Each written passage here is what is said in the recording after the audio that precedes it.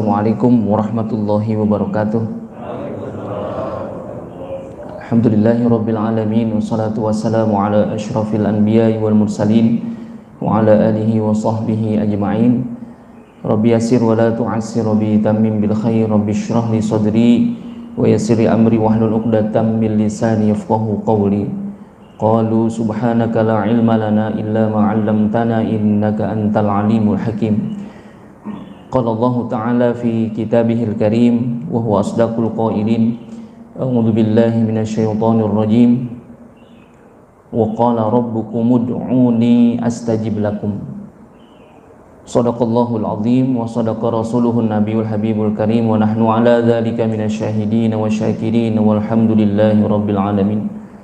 Hadratul muhtaramin, para hadirin jamaah sekalian, wabil khusus pengurus DKM Masjid Jami Al-Kautsar dan seluruh jajarannya, serta para jamaah sekalian yang tidak kami sebutkan namanya satu persatu, namun tidak mengurangi rasa ta'zim dan mahabbah kepada para jamaah sekalian. Alhamdulillah, pada kesempatan pagi hari ini kita masih diberikan banyak nikmat oleh Allah Subhanahu wa Ta'ala, terutama nikmat iman, nikmat Islam, serta nikmat ukhuwah. Kalau kata Sayyidina Umar, an-ni'matu ba'dal imani wal Islam nikmatul ukhuwah.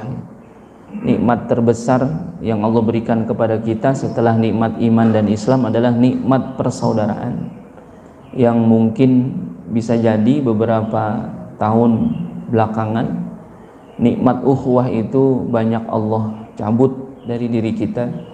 Tapi alhamdulillah berangsur-angsur ya, nikmat ukhuwah itu Allah kembalikan kepada kita. Nikmat imannya, nikmat Islamnya, kalau nggak ada nikmat ukhuwahnya, rasa-rasanya ada yang kurang. Mudah-mudahan senantiasa seluruh nikmat itu ada pada diri kita, sehingga kita bisa terus meningkatkan kualitas ketakwaan kita kepada Allah Subhanahu wa Ta'ala. Salawat teriring salam selalu tercurah limpahkan kepada baginda Nabi besar kita Muhammad sallallahu alaihi wasallam, kepada para keluarga dan sahabatnya. Mudah-mudahan senantiasa kita istiqomah menjalankan syariatnya, sehingga kelak nanti di yaumil qiyamah mendapatkan syafaatul uzma yang tidak lain, tidak bisa kita dapatkan kecuali dari Nabi kita Muhammad sallallahu alaihi wasallam. Karena nanti di akhirat banyak syafaatnya, tapi kecil-kecil ya. Syafaat yang besar, syafaatul uzma, itu hanya bisa didapatkan dari Nabi kita Muhammad SAW. Nabi-nabi yang lain nanti dalam riwayat itu menolak ya, ketika umat itu berbondong-bondong datang kepada beberapa nabi, Nabi Adam, Nabi Ibrahim ya, walaupun Nabi Ibrahim itu sayyidul, termasuk di dalam abul anbiya wal mursalin, bapaknya para nabi dan rasul, tapi nanti Nabi Ibrahim itu menolak, tidak bisa memberikan syafaat ya. Syafaatul uzma hanya dari Nabi kita Muhammad sallallahu alaihi wasallam. Mudah-mudahan kita termasuk ya, daripada golongan umatnya Nabi Muhammad yang mendapatkan syafaatul uzma, Nabi kita Muhammad sallallahu alaihi wasallam. Hadirin jamaah sekalian yang saya hormati dan saya muliakan, dan mudah-mudahan selalu dimuliakan oleh Allah Subhanahu wa Ta'ala. Yang pertama yang ingin saya sampaikan adalah salam ta'zim, salam silaturahim kepada para jamaah sekalian. Mohon izin saya duduknya di atas ya, mohon maaf, ini emang disediainnya di atas ya, duduknya di atas deh. Hari ini saya mau cerita saja ya Pak ya. Kalau bicara kajian subuh ya, memang yang luar biasa adalah ini semangat kita ya di dalam sholat subuh. Dan Sayyidina Umar juga mengatakan kalau pengen ngelihat ya umat Islam yang sesungguhnya adalah yang sholat subuh gitu. Makanya kalau kata beliau, ketika masjid itu dipugar ya, masjid itu direnovasi, ternyata kalau ukurannya adalah, ya kita kadang-kadang ukurannya adalah ini masjid kita udah nggak muat kayaknya, makanya harus direnovasi ya. Ngukurnya apa? Sholat id ya. Kalau sholat id mah yang biasa agak sholat ngikut sholat, makanya rame. Makanya kalau pengen renovasi masjid ngukurnya sholat subuh. Kalau sholat subuhnya udah nggak muat, maka masjid itu udah wajib direnovasi. Kayaknya ini Al-Kautsar harus direnovasi ya. Kayaknya jamaahnya udah nggak muat sampai ke sana, ke jalan-jalan semua keluar-keluar. Alhamdulillah hari ini semangat subuh kita masih diberikan kekuatan oleh Allah Subhanahu wa taala. Mudah-mudahan kita yang hadir semuanya senantiasa diberikan kesehatan oleh Allah Subhanahu wa taala, dipanjangkan umur kita, dimurahkan rezeki kita oleh Allah Subhanahu wa taala. Hadirin jamaah sekalian, kita yakin dalam kehidupan kita sehari-hari kita punya harapan ya. Kita punya cita-cita ya. Kita punya banyak keinginan yang mana harapan, cita-cita dan keinginan kita itu kita tuangkan lewat doa-doa kita. Ya, ini dijanjikan oleh Allah Subhanahu wa taala dalam surah Fatir ya, surat Ghafir. Surat Ghafir itu surah yang ke-40 ya. Di ayat yang ke-60 ya. Allah Subhanahu wa taala berfirman, "Wa qala rabbukum ud'uni astajib lakum." Ya Allah berfirman tuh. Langsung mengatakan ud'uni astajib lakum. Berdoalah kepadaku, niscaya akan aku perkenankan ya, doa-doa yang kalian panjatkan kepadaku. Ini kalimatnya pakai fiilnya fiil amr ya. Ud'uni astajib lakum. Jadi Allah perintahkan. Berarti kalau ada perintah itu hakikatnya ada kewajiban kita untuk berikhtiar ya. Karena memang pada prinsipnya ya, ketika orang berikhtiar Pak, itu ikhtiar itu kan ada dua ya.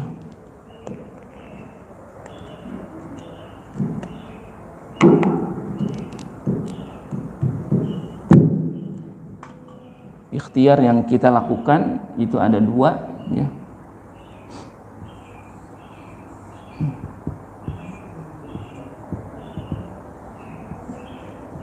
Ada yang sifatnya zahir, ada yang sifatnya batin.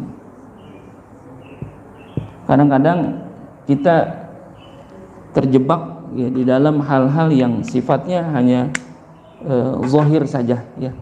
Karena memang kita punya kekuatan di situ. Ya, jadi kalau bagian daripada ketika Allah sebutkan ud'uni astajib lakum, ya berdoalah kalian kepadaku niscaya akan aku perkenankan. Jadi bicara doa itu termasuk ikhtiar juga gitu. Kalau ikhtiar zahir kita ya memang kita punya usaha, punya kemampuan, ya punya skill dan lain sebagainya. Nah, ikhtiar batinnya di mana? Ikhtiar batin itu ternyata derajatnya lebih tinggi Pak dibandingkan ikhtiar zahir seharusnya. Karena memang ketika kita diperintahkan untuk wa ma khalaqtul jinna wal insa illa liya'budun ya, tidaklah diciptakan jin dan manusia kecuali beribadah. Ya, salah satu ibadah yang kita lakukan adalah senantiasa berdoa kepada Allah Subhanahu wa taala. Makanya kata ulama, kalau ada ikhtiar zahir dengan ikhtiar batin, ternyata ikhtiar batin itu lebih tinggi derajatnya. Berapa banyak orang yang justru malah mengandalkan ikhtiar zahirnya, akan tetapi ikhtiar batiniahnya itu ditinggalkan, atau bisa jadi presentasinya lebih kecil. Nah, ketika dijanjikan seperti ini, seharusnya kita punya keyakinan yang luar biasa bahwasanya setiap doa-doa kita itu diperkenankan oleh Allah Subhanahu wa taala, diijabah ya. Kalimat astajib lakum ya. Ya kan, aku perkenankan atau aku jawab atau aku ijabah ya, doa-doa kalian ya. Makanya dalam hal ini ketika disebutkan ikhtiar batin itu harus lebih tinggi, makanya seluruh unsur dalam kehidupan kita itu ya tidak boleh lepas daripada ibadah dan doa kita kepada Allah Subhanahu wa taala. Makanya salat pun ya dalam pengertian lughahnya adalah ad-du'a ya. As-salatu hiya ad-du'a ya, dalam pengertian lughah. Namun pertanyaannya sekarang, apakah seluruh ya doa-doa kita itu diijabah oleh Allah Subhanahu wa taala gitu. Apakah doa-doa kita atau harapan-harapan, cita-cita, keinginan kita yang kita tuangkan di dalam doa-doa kita itu, apakah seluruhnya akan diijabah oleh Allah Subhanahu wa taala? Lalu ketika doa kita belum diijabah, kira-kira apa penyebab daripada doa-doa kita itu tidak diijabah oleh Allah Subhanahu wa taala? Nah, ini pada hari ini saya akan cerita sebuah kisah ya. Ada seorang sufi namanya Ibrahim bin Adham. Ya, beliau itu tinggal di kota Basrah ya. Ya, dulu kalau kita kita ingat-ingat lagi, ada dua kota besar ya di Irak itu, ada kota Basrah dan Kufah namanya. Kita kalau belajar kaidah bahasa Arab, ada dua pendapat ya ulama-ulama besar dalam ilmu gramatika bahasa Arab, ilmu nahwu itu. Jadi di sana disebutkan indal basriyin au indal kufiyin ya. Ada menurut pendapat ulama-ulama Basrah atau ulama-ulama Kufah ya. Nanti kalau kita baca ilmu nahwu itu ternyata ada dua pendapat ya. Ada perbedaan bagaimana kaidah bahasa Arab itu luar biasa perkembangannya di kota Basrah dan kota Kufah ya. Tapi sekarang kalau mau dicari kurang lebih ya udah nggak ada kali, udah luluh lantak itu ya. Nah ini ada seorang ulama namanya Ibrahim bin Adham di kota Basrah ya. Ini menjadi rujukan yang luar biasa ya. Jadi ini pelajaran juga buat kita bahwasanya ternyata bagaimana seharusnya kita banyak dekat ya kepada para ulama, dekat kepada orang-orang soleh dalam kehidupan kita sehari-hari. Ini orang-orang Basrah ketika itu luar biasa nih, dekat kepada Ibrahim bin Adham. Begitu juga harusnya kita sekarang ya, apapun yang kita nggak tahu ya, fas'alu ahla dzikri in kuntum la ta'lamun.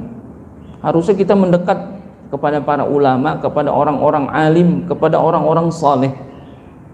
Karena kehidupan kita kalau kagak ada ulama ya, kalau nggak ada orang-orang alim, kalau nggak ada orang-orang soleh ya gelap ya. Maka yang menerangi itu adalah para ulama, para orang-orang alim ya. Kadang-kadang kita memang akhir-akhir ini ya, mungkin bisa jadi ya, jauh daripada orang-orang alim, jauh daripada orang-orang soleh ya.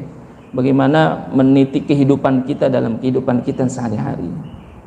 Nah ini orang-orang Basrah ketika itu luar biasa ini, bagaimana mencurahkan ya kehidupannya itu untuk mengabdi kepada para ulama ya. Salah satunya adalah Ibrahim bin Adham. Tapi ya namanya manusia biasa ya, satu hari ya ketika Ibrahim bin Adham itu jalan ya, diceritakan di sini marra Ibrahim bin Adham fi aswakil Basrah ya.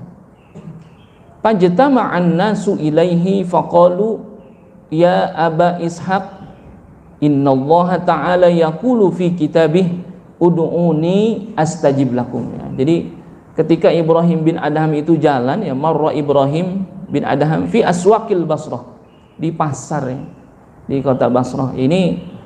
Jadi ternyata dalam riwayat Ibrahim bin Adham itu memang kalau kemana-mana ya, atau ketika dia perlu sesuatu dia jalan sendiri, sama seperti Rasulullah ya. Rasulullah itu kan kalau punya keinginan sesuatu yang ingin beliau beli, Rasulullah kan jalan sendiri tuh ke pasar. Makanya dalam riwayat Rasulullah kalau kemana-mana pergi ke pasar bawa sendiri bawaan ya. Dalam Al-Barzanji itu kan disebutkan karena Rasulullah Shallallahu Alaihi Wasallam syadidul haya'i wat tawadu'nya. Rasulullah itu adalah orang yang paling punya rasa malu dan tawadunya luar biasa. Karena apa? Abu Hurairah pernah melihat Rasulullah ketika ke pasar beli sesuatu, Rasulullah bawa sendiri tuh, nggak bawa asisten. Belanja ke pasar bawa sendiri tuh bawaan. Makanya bapak-bapak kalau pagi-pagi belanja sayuran belanja nggak apa-apa, itu luar biasa malah itu. Rasulullah malah mencontohkan itu. Kadang-kadang kita kalau di masyarakat kita ada Suami belanja ke pasar, rasa-rasanya itu istrinya kemana ya? Kan itu. Padahal Rasulullah lakukan itu, dan ulama-ulama kita juga begitu. Ibrahim bin Adham ketika perlu sesuatu, ya berangkat sendiri ke pasar. Tapi memang Nabi, ya, ulama-ulama kita kalau ke pasar itu nggak pernah berlama-lama, Pak, gitu ya. Karena apa? Khairul makani fid dunya masajiduha, ya, wasyarrul makani fid dunya aswaquha, ya. Sebaik-baik tempat di muka bumi ini adalah masjidnya, dan seburuk-buruknya tempat di muka bumi ini adalah aswaquha, adalah pasar-pasarnya. Kira-kira kita bertahan di mall apa bertahan di masjid ini, Pak? Kita kan bertahan di mall, ya, walaupun nggak belanja, muter di mall. Tapi di masjid kayaknya nggak betah banget. Itu. Padahal khairul makani fid dunya masajiduha, sebaik-baiknya tempat adalah masjidnya. Makanya sayang kalau masjid itu hanya digunakan untuk sholat berjamaah saja, itu sayang sekali. Ya, masjid-masjid kita kalau digunakan hanya untuk sholat berjamaah, sayang. Nabi dulu masjid itu dijadikan kutab, ya, pusat daripada kegiatan umat, gitu. Ya, taklim, utamanya itu taklim tuh. Ya, Rasulullah kan bikin halaqah di mana? Di masjid, yang ngumpulin sahabat itu di masjid, ya. Dan kegiatan-kegiatan yang lain pusatkan di masjid. Sayang kalau masjid kita cuma untuk sholat berjamaah saja. Semua kekuatan umat Islam itu adanya di masjid, ya. Bagaimana kita berdayakan masjidnya? Sekarang udah luar biasa, ya. Ada masjid-masjid di daerah, ya, termasuk ya di sekarang yang lagi jadi sorotan itu di Kalimantan, ya. Ada satu masjid Munzalan itu luar biasa itu. Ya, bukan hanya itu sih, banyak lagi, ya. Tapi mudah-mudahan itu jadi percontohannya buat kita, ya, terutama Masjid Al-Kautsar ini, karena Al-Kautsar itu kan perjuangannya luar biasa sebetulnya. Kalau kita tanya sesepuh kita, Pak Haji Tajudin, Pak Ian, Pak Haji Afifi, itu ternyata perjalanan Masjid Al-Kautsar itu luar biasa. Perjuangannya luar biasa. Jadi perjuangan yang luar biasa itu harusnya, ya, sekarang kita berdayakan masjid kita, ya. Mudah-mudahan ini jadi titik awal, ya. Hari ini jadi titik awal, ke depannya mudah-mudahan terus, ya, kita makmurkan masjid kita itu, ya. Jadi jangan berlama-lama di pasar tuh, ya. Ibrahim bin Adham kalau ke pasar udah selesai apa yang dia cari, udah dia pulang, kan gitu. Karena di pasar itu kan banyak setan, ya, Pak, ya. Kadang-kadang ada orang dari rumah berangkat ke pasar mau beli A, ternyata sampai di pasar A, B, C, D, E, F dibeli juga tuh, ya. Karena memang kalau dalam Nasoihul Ibad itu ternyata setan itu ada 9 anak keturunan, salah satunya yang nungguin pasar tuh. Ya, kali kita ke pasar pengennya beli A, tahu-tahu jadi beli B, C dan sebagainya, ternyata itu setannya emang begini tuh. Ya, ada yang begini-begini tuh setan. Gitu, ya. Makanya ada tuh, ya. Kita kan ada patung yang begitu, ya, biasanya. Kalau tempat jual itu jangan ditaruh patung begitu, jangan. Kalau bahasa orang Betawi bilang mengawe-ngawe, itu manggil-manggil. Kita nggak pengen beli, suruh beli, kan gitu. Atau ada juga kata yang nyebut, Pak, ini saya kalau beli ini makan di tempat enak, kalau dibawa pulang nggak enak, kenapa ya, Pak? Nah, kita ada yang bilang salah satunya itu, Pak. Ada setan yang manggil-manggil, gitu, ya. Nah, ini Ibrahim bin Adham langsung, ya. Lalu tapi ketika melihat Ibrahim bin Adham di pasar ini, fajtama'an nasu ilaihi, ya. Ini masyarakat ketika itu berkumpul datang kepada Ibrahim bin Adham. Faqalu lahu, lalu mereka berkata kepada Ibrahim bin Adham, ya Aba Ishaq, ya, wahai bapaknya Ishak. Ini kan menjadi biasa, ya, ketika disebutkan Ibrahim bin Adham itu punya anak namanya Ishak, ya, dipanggilnya Aba Ishak, ya. Seperti Nabi kita Muhammad SAW, anak Nabi yang paling tua adalah Qasim. Nabi itu sering dipanggil dengan Abul Qasim, ya, boleh itu. Ya, misalkan kalau sekarang kan banyak juga orang Indonesia yang namanya pakai Abu-Abu, kan gitu. Nama anaknya siapa dia panggil Abu. Atau juga ada nama pakai nama Abu, tapi karena digelari dia sebagai seseorang yang melakukan itu. Kalau saya dulu pernah punya teman sekolah, kerjaannya adalah tidur, ya. Nama yanamu, naum tidur. Kalau nawam berarti tukang tidur. Dulu nama teman saya itu kita panggil dengan Abu Nawam. Ya, orang yang tukang tidur, yang suka tidur. Ngapain aja tidur, Pak? Sampai sekolah upacara bendera dia bisa tidur. Saking dahsyatnya itu disebutnya Abu Nawam itu.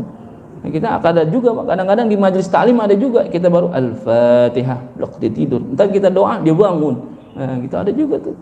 Ya, godaan majelis taklim begitu juga emang. Ini kan termasuk di dalam apa nih?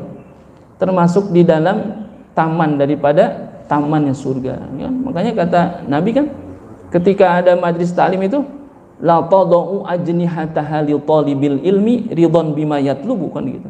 Kata Nabi, bahwasanya malaikat itu saking ridhonya kepada orang yang menuntut ilmu, makanya apa?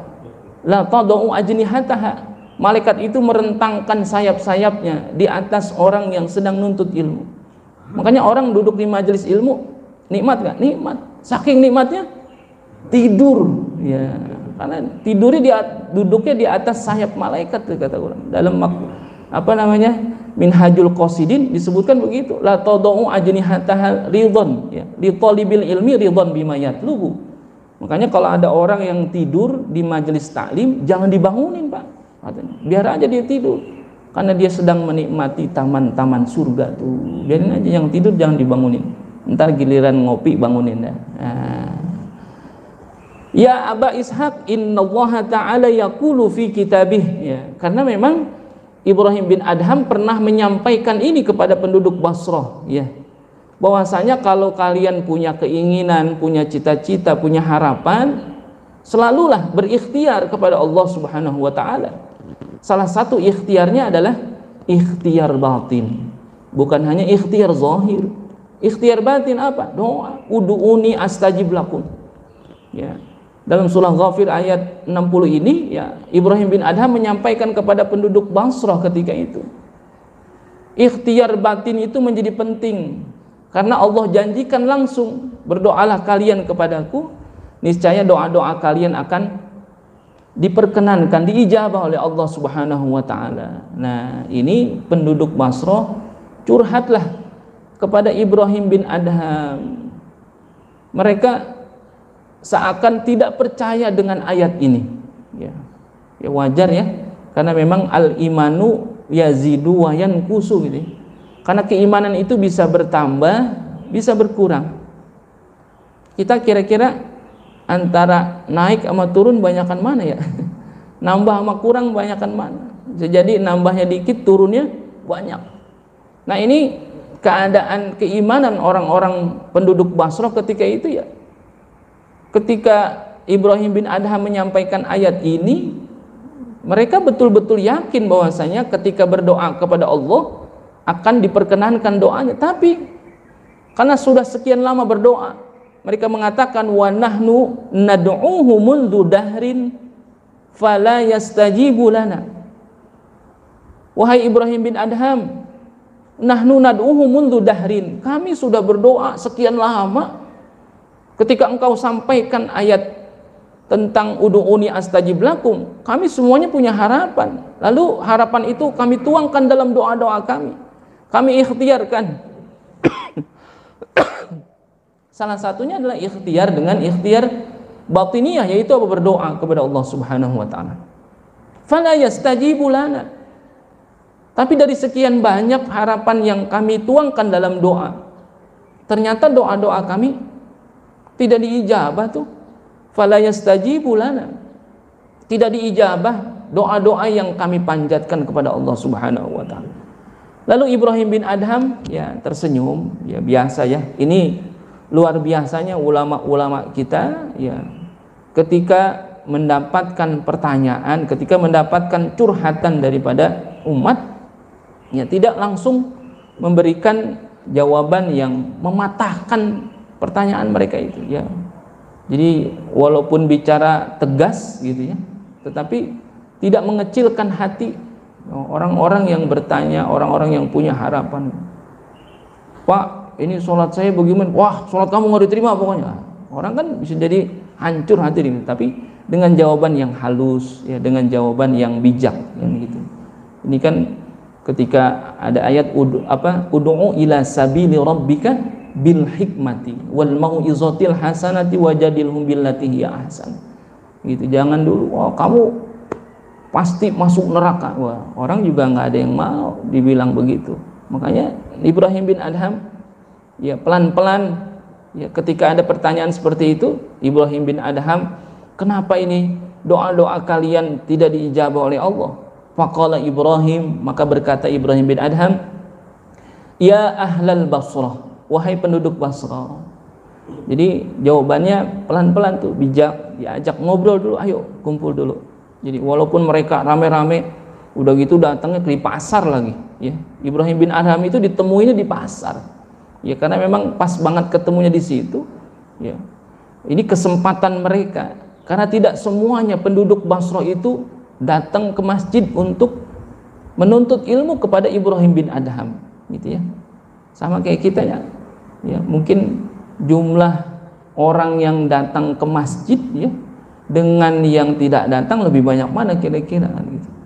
Nanti kata Nabi, la sholata li jaril masjid illa fil masjid, Pak.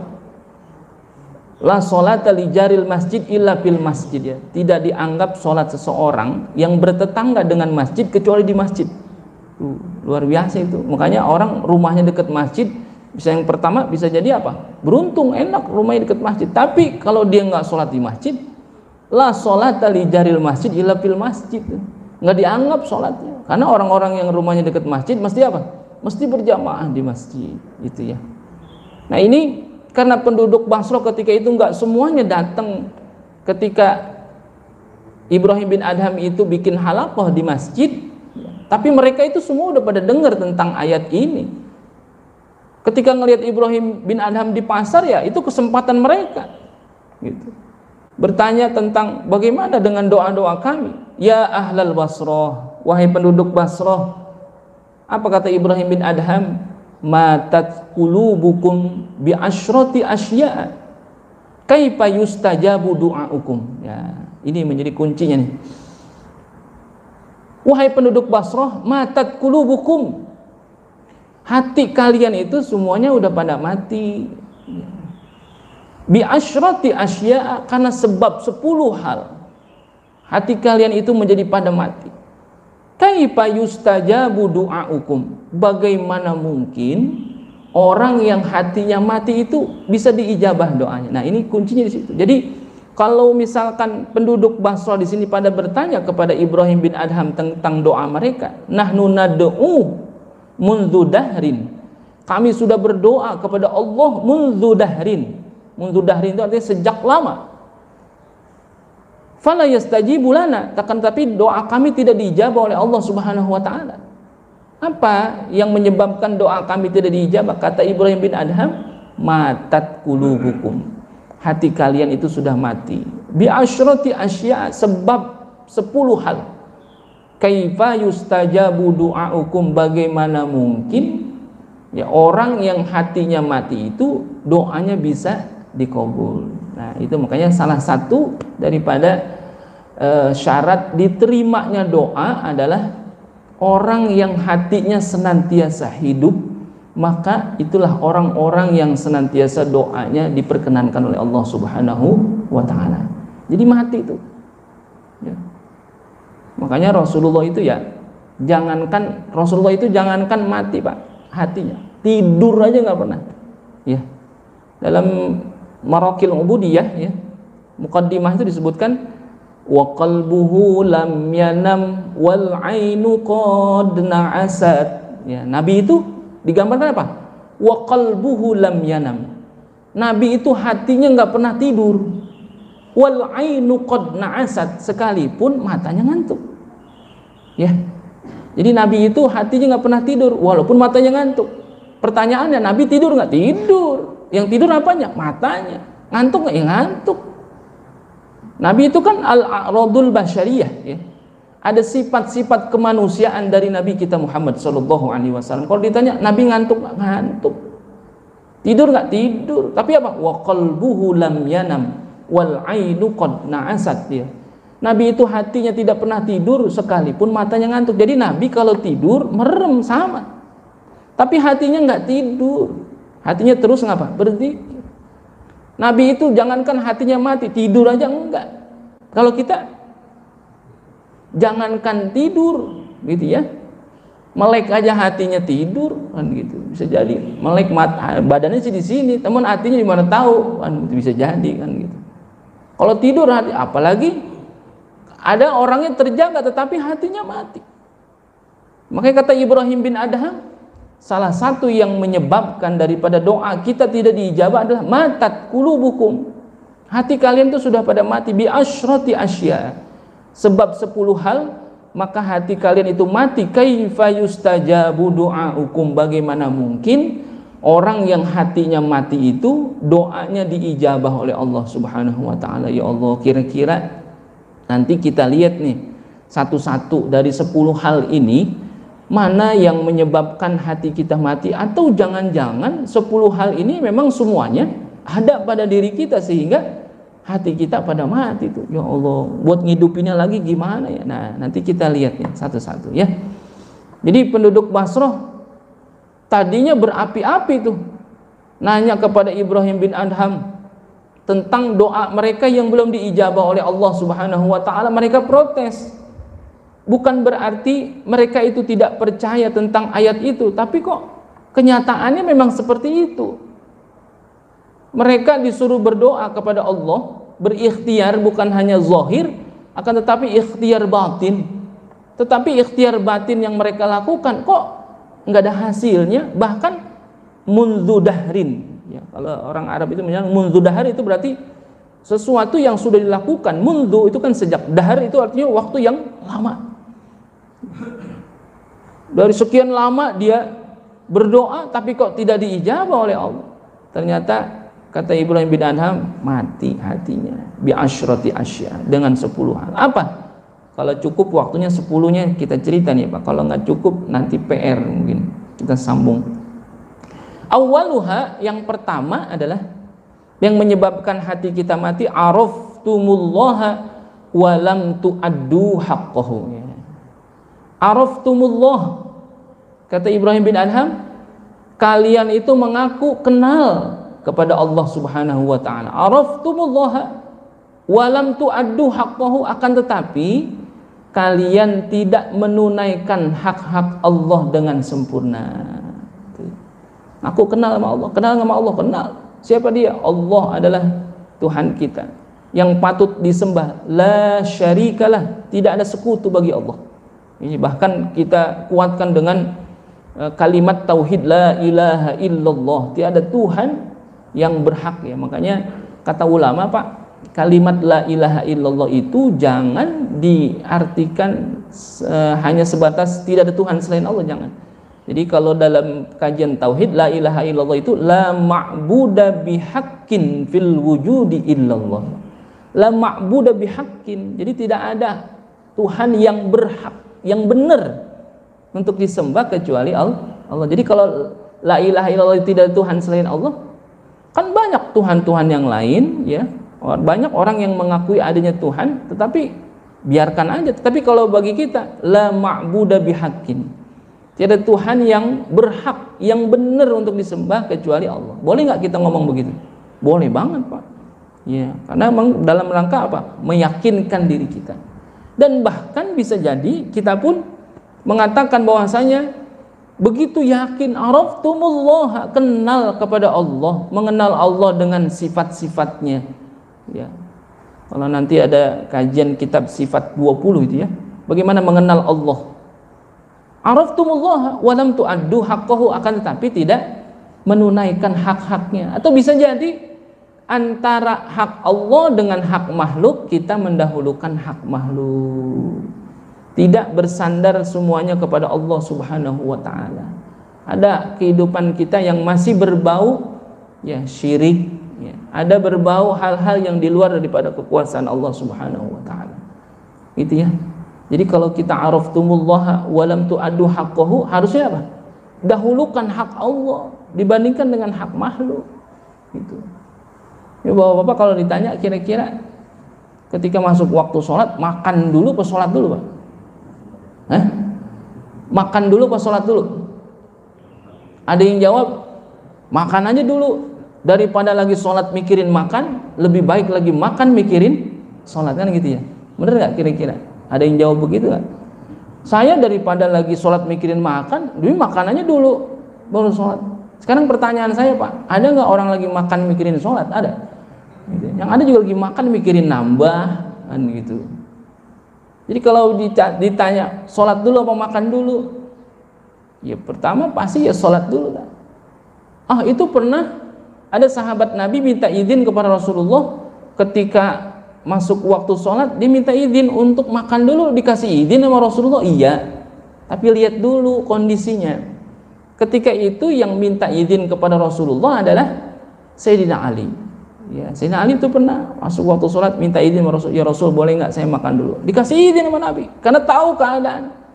Sayyidina Ali itu semenjak nikah dengan Fatimah, anak Rasulullah SAW, perjuangannya kan luar biasa itu ya.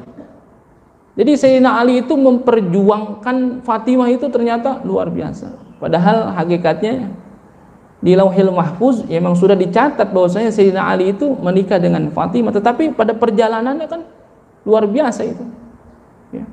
Sayyidina Ali itu pertama kali melihat Fatimah ketika Fatimah itu merawat lukanya Rasulullah ketika perang ya. Ya, pernah dirawat lukanya Rasulullah. Sayyidina Ali udah ngelihat luar biasa ini perempuan. Jadi udah ketertarikan Sayyidina Ali kepada Fatimah. Dia ingin ya mempersunting Fatimah. Tapi ketika keinginan luar biasa, dia ngukur dirinya. Sayyidina Ali itu kehidupannya sangat luar biasa, sederhana. Sayyidina Ali nggak punya apa-apa. Ya. Karena ada haknya perempuan yang menjadi kewajiban suami, salah satunya adalah memberikan mahar. Dia takut Sayyidina Ali itu. Jadi wajar ya. Kalau ada sekarang masih banyak jomblo masih wajar juga karena ada ketakutan juga. Sayyidina Ali juga punya ketakutan. Nah, ini salah satu imam kita masih jomblo ini. Kalau cerita sama saya masih takut katanya. Jangan takut.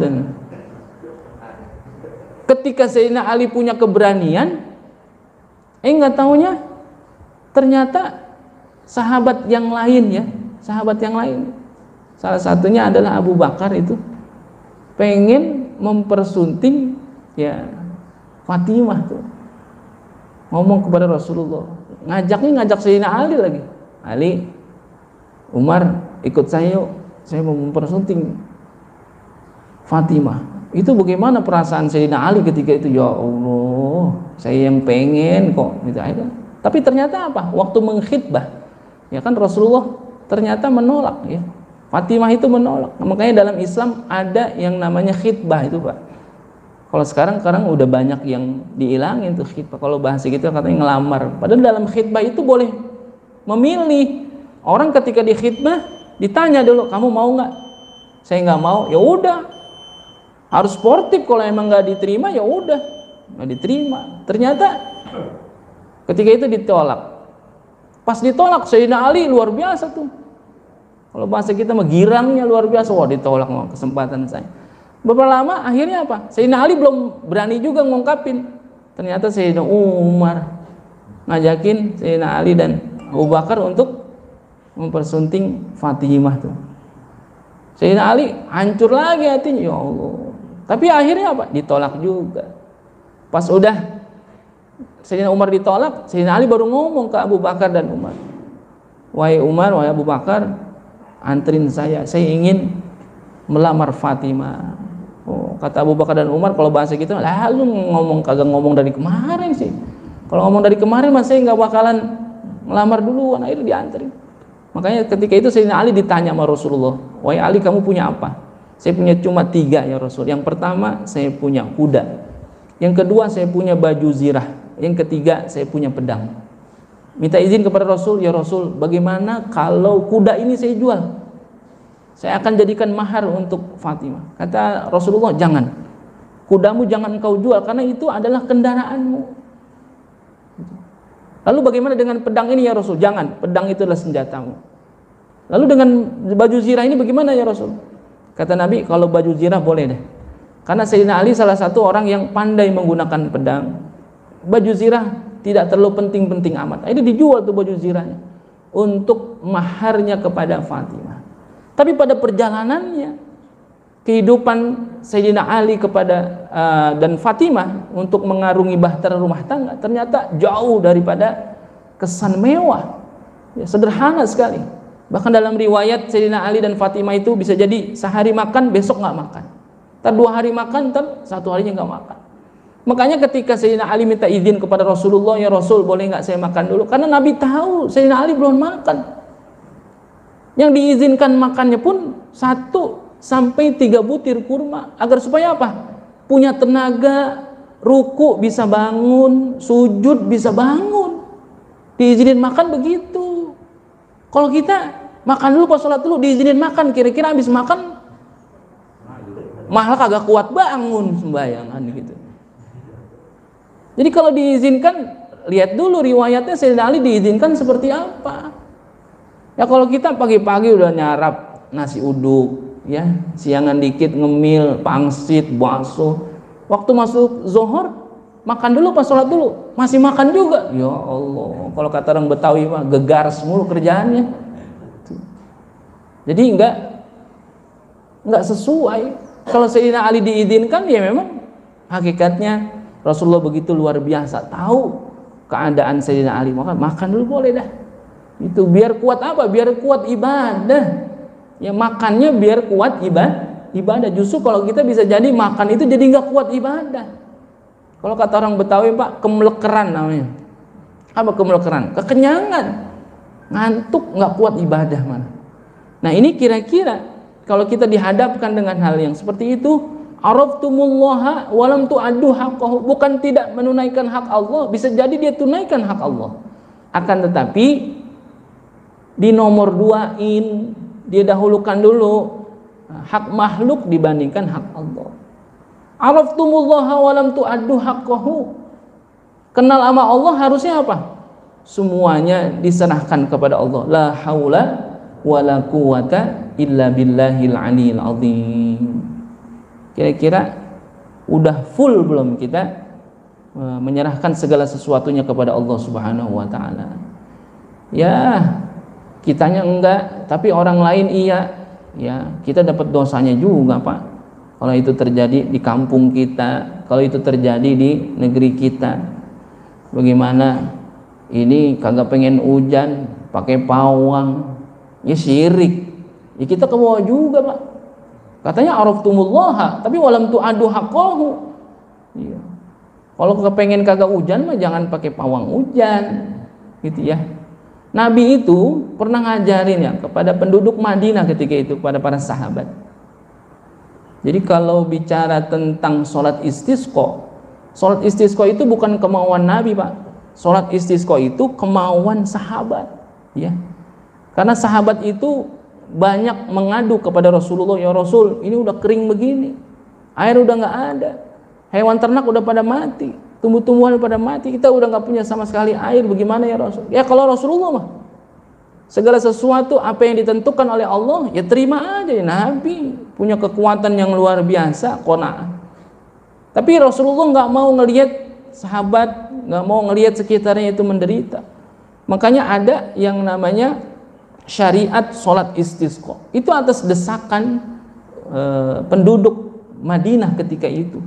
Makanya Rasulullah SAW ya mengatakan bahwasanya ketika kalian ya tidak terjadi hujan kepada kalian, ini pada minta kepada Rasulullah untuk berdoa. Tidak, Rasulullah tidak berdoa dengan sendiri, tapi apa? Mengajak ya penduduk Madinah ketika itu, ayo kalau pengen turun hujan kita minta sama-sama. Makanya ada syariat sholat istisqa, ya, sholat minta hujan ketika itu. Tapi di lain kesempatan terjadi hujan, Pak, di Madinah itu, yang intensitas hujannya sangat luar biasa tinggi, sehingga penduduk Madinah ketika itu khawatir saking banyaknya itu hujan akan terjadi mudarat. Ya, kan kita yakin ya hujan itu kan bermanfaat ya. Makanya doa yang kita panjatkan ketika hujan, Allahumma shayyiban nafi'an. Tapi karena saking banyaknya ya wajar manusia biasa, aduh khawatir nih Pak, bagaimana nih, khawatir banjir ya, khawatir ada mudarat ya. Penduduk Madinah ngadu kepada Rasulullah SAW. Ya biasa ya, kita manusia biasa begitu. Ketika belum ada minta, giliran udah ada kebanyakan takut juga kita. Ya itu sama penduduk Madinah begitu juga, ngadu kepada Nabi. Akhirnya apa?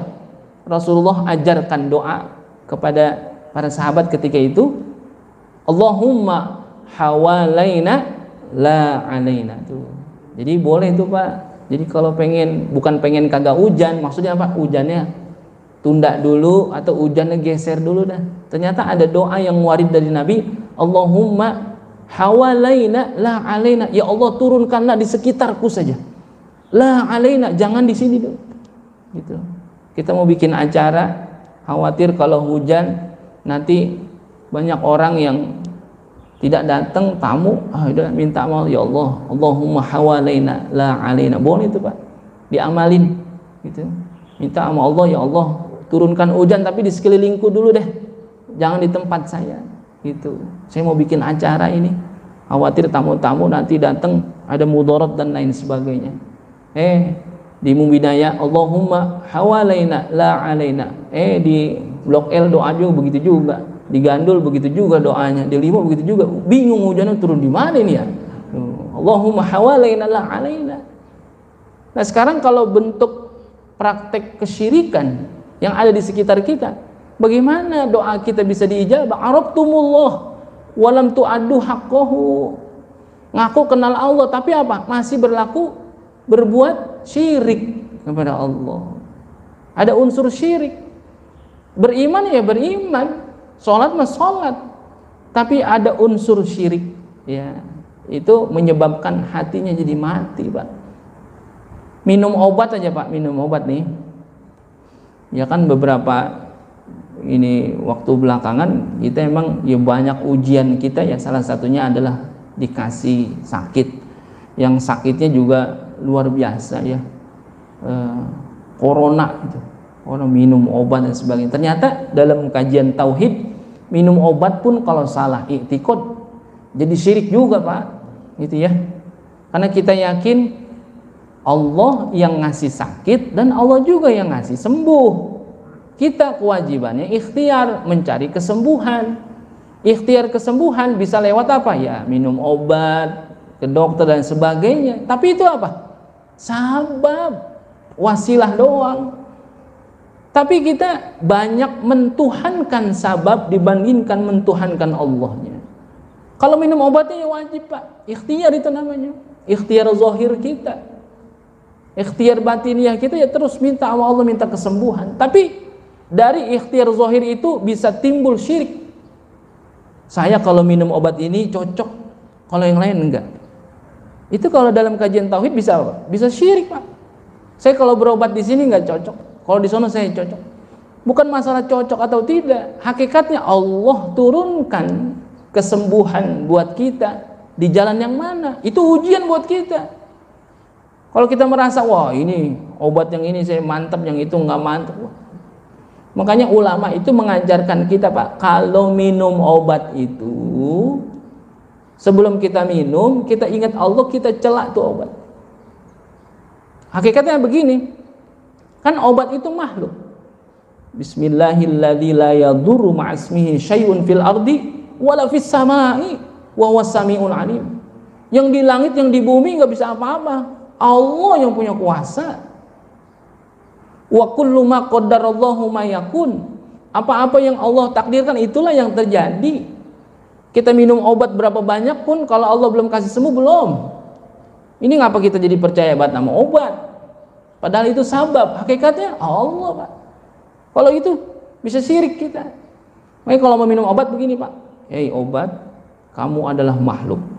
Kamu tidak bisa memberikan manfaat atau mudarat. Yang bisa memberikan manfaat mudarat hanya Allah. Engkau hanya sabab. Ini adalah bagian daripada ikhtiar kita. Tuh, yakinin itu.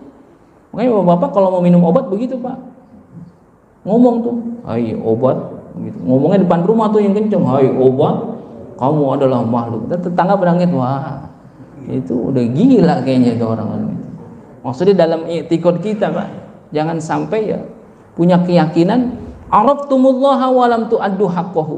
Kita ngaku kenal Allah tapi pada prakteknya kita banyak ya mengenyampingkan Allah, ya menomorduakan Allah, justru bahkan bisa jadi hilang ya keyakinan i'tiqad kita kepada Allah Subhanahu wa taala dengan perilaku-perilaku syirik yang kita lakukan dalam kehidupan kita sehari-hari. Mudah-mudahan kita dijauhkan daripada perilaku syirik ya.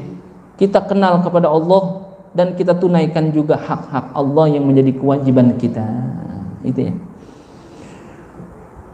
Wattani, yang kedua, qara'tumul kitab Allah wa lam ta'malu bih.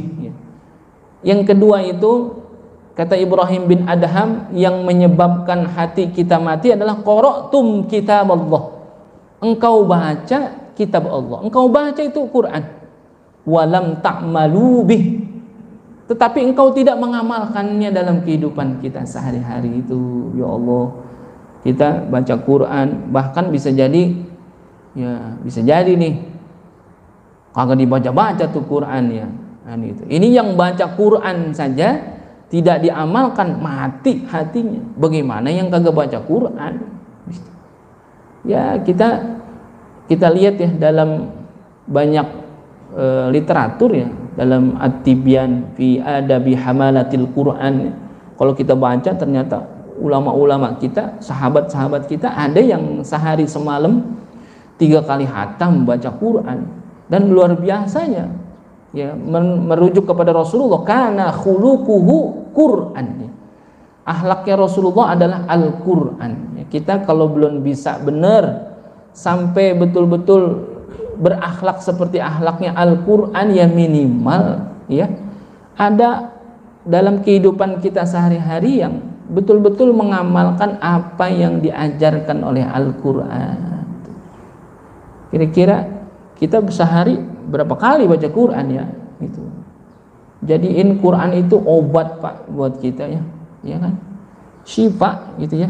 Tadi kan Imam baca tuh ayatnya, bahwasanya Al-Quran itu jadi obat buat kita, obat lahir, obat batin gitu.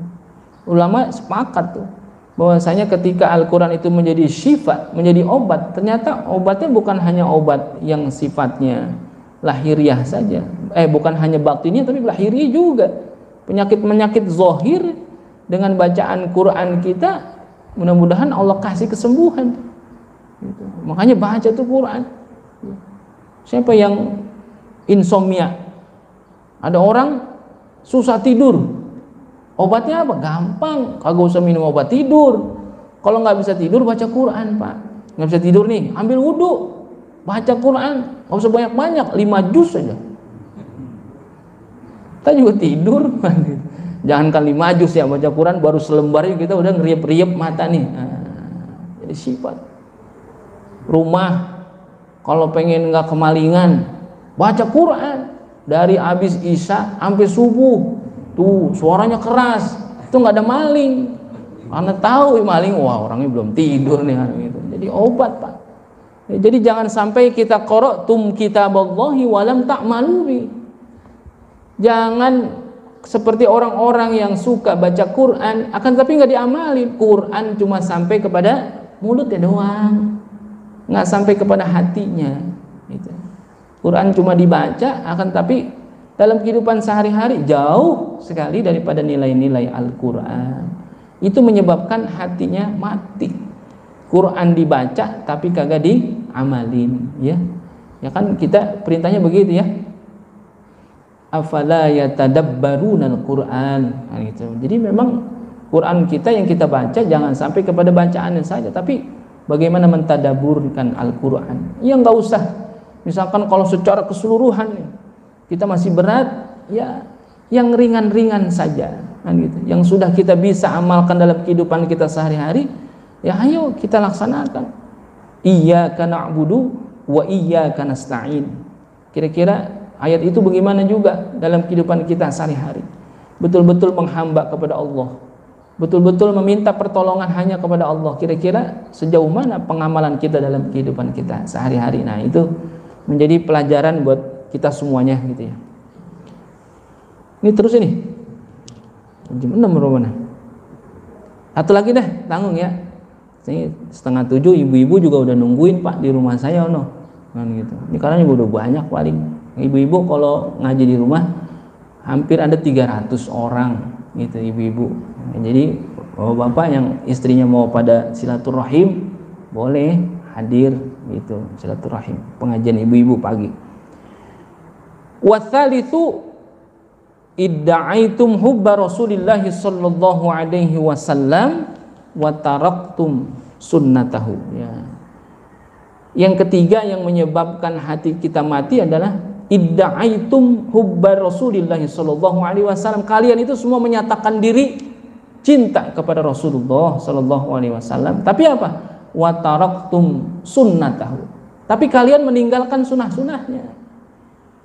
Meninggalkan syariat yang dibawa oleh Nabi Muhammad sallallahu alaihi wasallam. Ngakunya sih cinta kepada Nabi. Tetapi dalam kehidupan sehari-hari banyak sekali ya, amalan-amalan yang dilakukan ternyata jauh daripada apa yang dicontohkan sama Nabi kita Muhammad sallallahu alaihi wasallam. Makan Pak, makan minum ya. Kata Nabi, orang yang makan minum menggunakan tangan kiri itu kan setan gitu. Nabi contohnya ya makan minum tangan kanan gitu ya. Jadi kalau ada orang makan minum tangan kiri, kita belum pernah ngelihat setan, lihat aja kalau ada orang makan minum tangan kiri, setan itu dia. Nabi yang bilang, bukan saya. Nah, gitu. Jadi itu aja kadang-kadang kita masih abai, ya. Nggak usah sunnah-sunnah Rasulullah yang berat-berat deh. Ya. Apa? Tahajud sampai kakinya bengkak. Kan berat itu mah. Yang ringan-ringan aja dulu.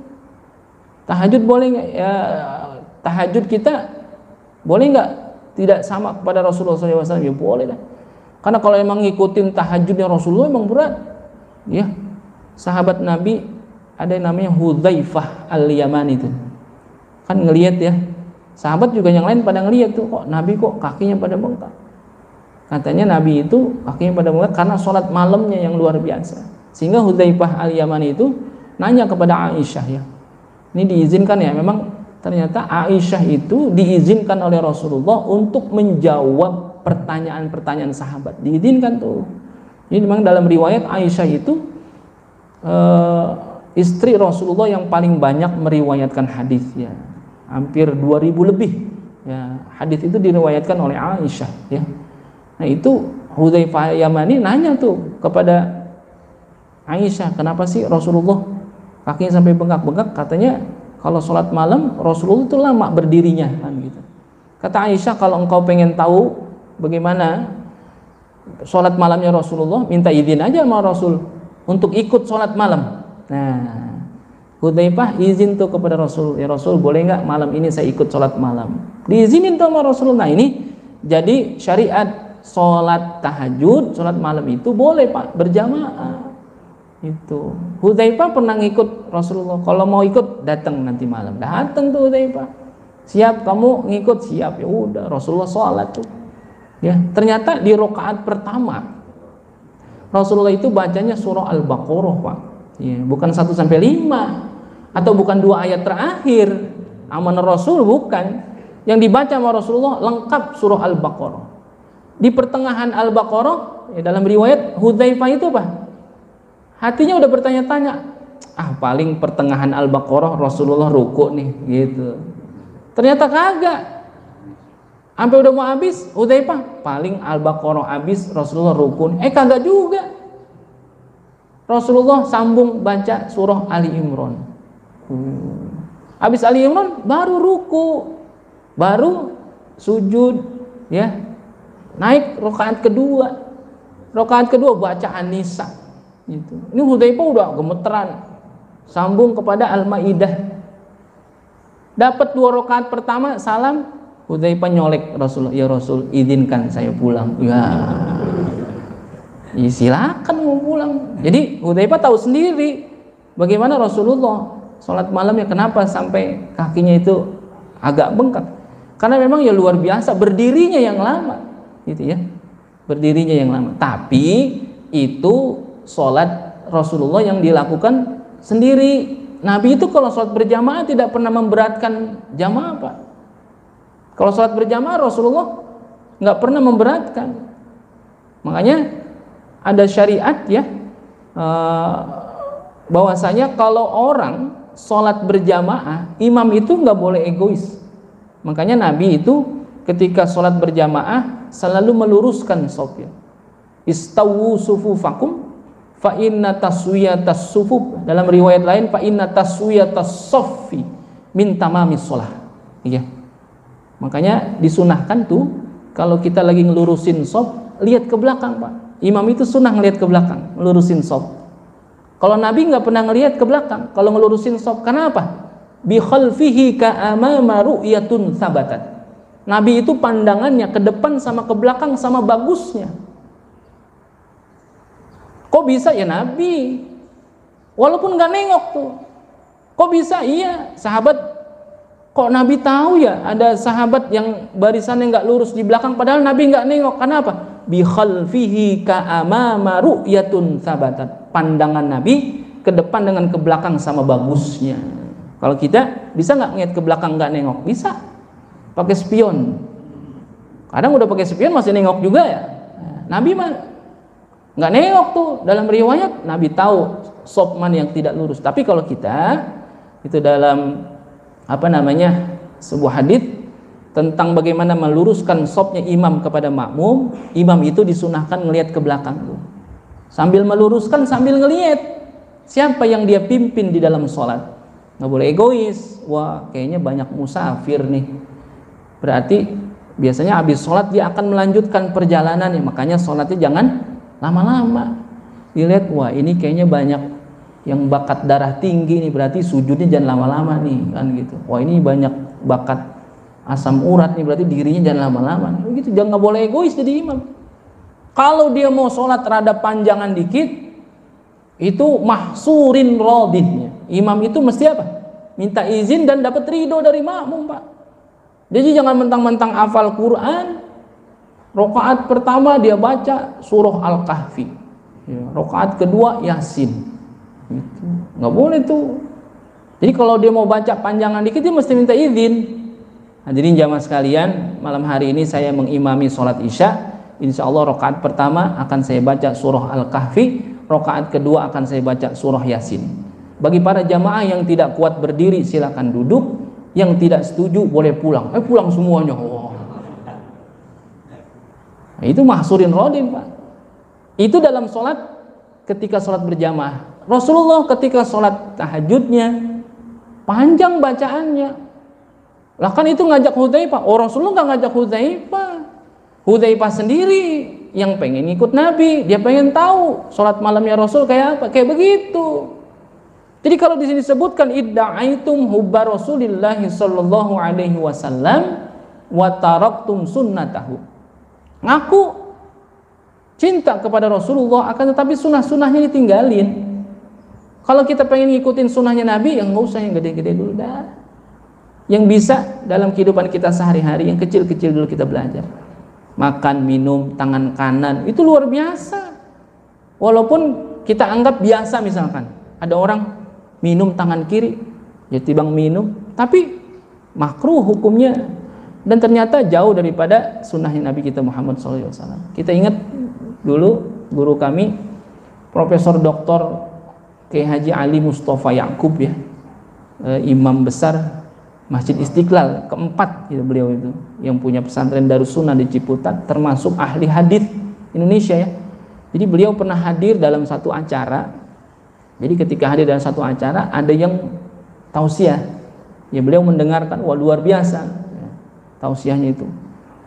Setelah selesai acara ya, si penceramah tadi minum, Pak, tangan kiri. Beliau nyamperin langsung. Apa beliau bilang? Saya nggak percaya apa yang Anda katakan. Bagaimana mungkin Anda bercerita tentang akhlak Rasulullah sedangkan Anda sendiri tidak meniru akhlak Rasulullah? Pulang beliau. Saking luar biasanya beliau itu concern dalam hal-hal hadis-hadis Rasulullah SAW. Ngelihat kayak begitu, dianggapnya bagaimana mungkin cerita tentang Nabi akan tetapi nggak ngikutin akhlaknya Nabi kita Muhammad SAW. Minum, Pak, tangan kiri. Itu dianggapnya biasa, akan tetapi itu salah satu sunnahnya Nabi kita Muhammad SAW. Bagaimana mungkin kita bisa niru akhlaknya Rasulullah yang besar-besar, sedangkan yang kecil aja kita belum mampu. Ya mudah-mudahan kita diberikan kekuatan oleh Allah Subhanahu wa taala untuk senantiasa istiqomah dalam kebaikan, ya, senantiasa dipelihara hati kita daripada hati-hati yang mati. Ya, mudah-mudahan yang 3 itu tidak termasuk kita lakukan dalam kehidupan kita sehari-hari. Ada 10, ya 7-nya PR dah, nanti sambung lagi insyaallah di kesempatan yang lain. Mudah-mudahan bisa disampaikan, mudah-mudahan ada manfaatnya. Wallahu subhanahu wa ta'ala a'lam. Masih mudah-mudahan ada manfaatnya. Insyaallah ketemu lagi di lain waktu. Insyaallah minggu depan Pak, minggu depan masjid kita jadi tuan rumah untuk kegiatan BKKM, ya, subuh keliling 2 kecamatan, Kecamatan Limo dan Kecamatan Cinere. Insyaallah jadi tuan rumah, kita hadir lagi sama-sama, kita makmurkan masjid kita. Allah subhanahu wa ta'ala a'lamu. Ila hadratin Nabi al-Fatihah. A'udzubillahi minasyaitonir rajim. Bismillahirrahmanirrahim. Alhamdulillahi rabbil alamin. Arrahmanir rahim. Maliki yaumiddin. Iyyaka na'budu wa iyyaka nasta'in. Ihdinas siratal mustaqim. Siratal ladzina an'amta 'alaihim ghairil maghdubi 'alaihim waladdallin. Bismillahirrahmanirrahim. Alhamdulillahi rabbil alamin. Allahumma shalli ala sayyidina Muhammad wa ala ali sayyidina Muhammad. Allahumma aftah alaina futuhal arifin wa faqihna fid din waj'alna minal ulama'il 'amilin wal aghniya al mutasaddiqin wa la udwana illa 'alal zalimin rahmatika ya arhamar rahimin. Allahumma inna nas'aluka ilman nafi'an wa 'amalan shalihan wa rizqan halalan wa khairan katsiran bi rahmatika ya arhamar rahimin. Allahumma aghnina bil ilmi wa zayyina bil hilmi wa akrimna bit taqwa wa jammilna bil afiyah. Allahumma ij'al jam'ana hadza jam'an marhuma waj'al tafarruqana min ba'dihi tafarruqan ma'suma. Rabbana atina fid dunya hasanah wa fil akhirati hasanah wa qina adzabannar. Sallallahu alaihi wasallam Muhammadin wa ala alihi washabihi ajma'in. Walhamdulillahi rabbil alamin. Subhanakallahumma wa bihamdika asyhadu an la ilaha illa anta astaghfiruka wa atubu ilaik. Terima kasih. Kurang lebihnya mohon maaf. Wallahul muwaffiq ila aqwamit thoriq. Assalamualaikum warahmatullahi wabarakatuh.